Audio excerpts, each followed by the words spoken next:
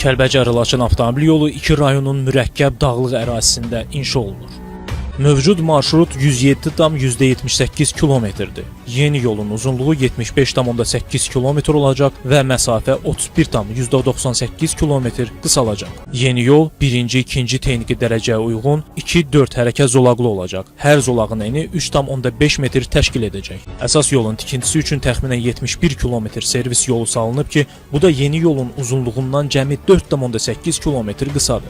Marşrut dağ massivlərini 17 tunel vasitəsilə keçir. Tunellərin ümumi uzunluğu 13 kilometrdən çoxdur. Bütün tunellərdə qazma, 12 tuneldə isə betonlama tamamlanıb.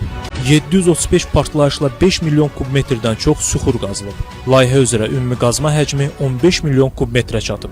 Marşrut boyunca 7 viaduk və 14 körpü, 212 su ötürücü keçid və istinad divarları inşa olunur. Su ötürücü keçidlərdən 92-si, istinad divarlarından 11-i tamamlanıb. Tikinti sahələrində 2085 nəfərdən çox işçi və 509 texnika çalışır.